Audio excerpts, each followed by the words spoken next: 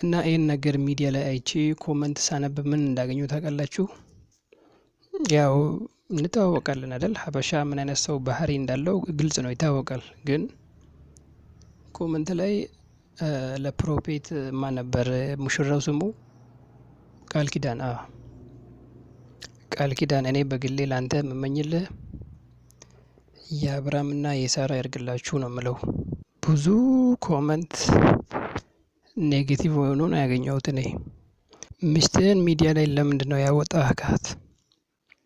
ማለት እዛው ሰፈራችሁ ላይ ቤታችሁ ላይ ዘመድ ተጠራርቶ ቤተሰብ ተጠራርቶ ፏ ብላችሁ ድምቅ ብላችሁ ብታሳልፉ አይሻልም ወይ? ሚዲያ ላይ መምጣቱ ምን ለመውሰድ ነው?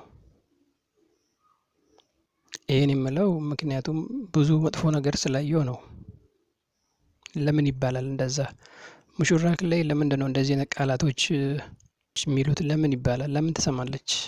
የሰው አይን ሁሉ ጥሩ ነው ብለህ ታስባለህ ወይ? ፕሮፌት ቃል ኪዳን፣ የሰው አይን ሁሉ ጥሩ ነው?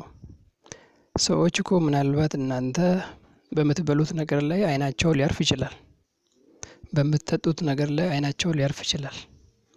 እሷ በለበሰችው ልብስ፣ ባደረገችው ጫማ፣ በሰውነቷ ግዝፈት አይኑ ያርፋል። እና አይን ያረፈበት ሁሉ ጥሩ ይመስላል ወዳጄ?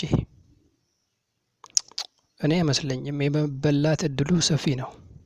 ሚዲያ ላይ እኔ ብዙ ጊዜ እዩኝ እዩኝ እያሉ የተጋቡ ሰዎች ሲፋቱ አይቼ አውቃለሁ።